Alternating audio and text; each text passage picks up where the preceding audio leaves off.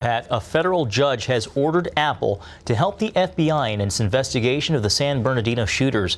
One of them, Saeed Farook, had an iPhone, and the federal government wants to access it for information. But Apple says no. The tech giant warns that if the feds could unlock that iPhone, it could unlock any phone, and to see what's on them. Caitlin Burke has a story. Apple must hack into one of its users' iPhones. Government orders. The FBI believes Saeed Farook's iPhone has important information about ISIS as well as the San Bernardino attack. But after several failed attempts to guess his password, the feds are locked out. Continuing to try and guess that passcode isn't an option. After 10 failed attempts, the iPhone is programmed to completely wipe clean and shut down permanently. The FBI needs a way around that. Apple says the feds are out of luck. CEO Tim Cook rejecting their order to create software that would allow them to access the locked phone. Cook took to the web, writing to Apple users to explain the implications of what the feds are asking. He says, quote, "Building a version of iOS that bypasses security in this way would undeniably create a backdoor. And while the government may argue that its use would be limited to this case, there's no way to guarantee such control."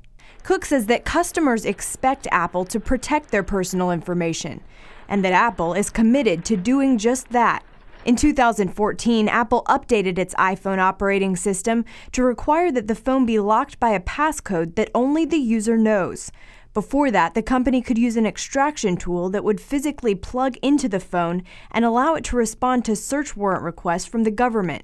FBI Director James Comey told members of Congress last week that encryption is a major problem for law enforcement who, quote, "find a device that can't be opened even when a judge says there's probable cause to open it." Our job is to look at a haystack the size of this country for needles that are increasingly invisible to us because of end-to-end encryption. Lawmakers and iPhone users are weighing in on this debate over privacy versus national security. It's been consistent with Apple's policy for quite some time to try to be as unhelpful to law enforcement as possible. They should be on our side in this effort against terrorism. It's going to give the government the right to go into everybody's phone.